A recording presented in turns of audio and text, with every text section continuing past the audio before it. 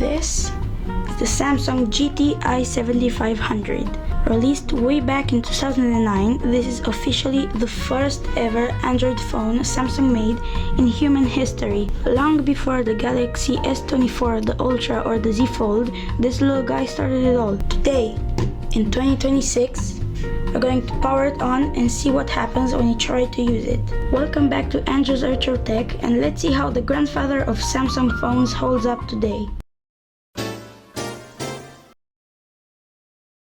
First of all, hardware. It has a very tiny OLED screen, an old school headphone jack, where is it? Right there, and a micro USB charging port, and these buttons right here. We have a D-pad and 4 buttons on the side and an OK button in the middle. Phone runs Android 1.5 and it's the first Galaxy ever made. Now, for some reason, I don't know why, this does not have the Android market, because that's how the store was called back then. But basically, it would not work at all. I have another phone that broke, but it had Android 1.5 and it did not work at all, and that was even a couple of years ago, so it definitely doesn't work now. But you're probably wondering, well, how do you download apps on here? Well, you go to the browser.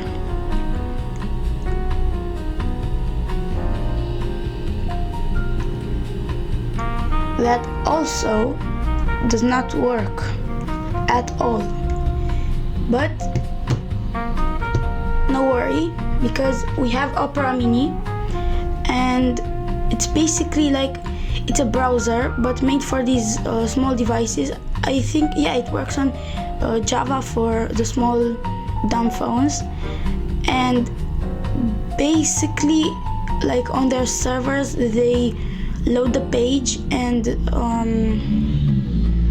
they compress it to work on a small screen like this, and that's how it works. I don't have Opera Mini here right now, but just so you know how it works. Now, in 2026, it's easy to look at this phone and call it junk, but it still works for a lot of things. For example, you can have music on here and use it as an MP3 player if you want that, and you can also use it for old games like Angry Birds, Flappy Bird I think works, no, it doesn't work on Android,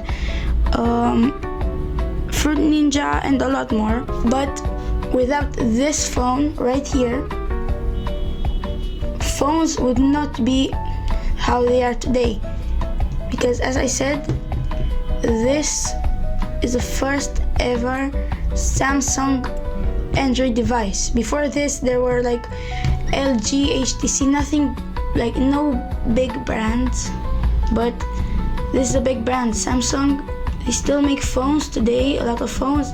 So basically, without them, without this phone, without Samsung, phones would not be how they are today. So maybe it doesn't do as many things as we hoped it would, but it still does something. It's still a phone, and you can actually still make calls with it, at least here in my country. I don't know how SIM cards work in other countries, but personally I can.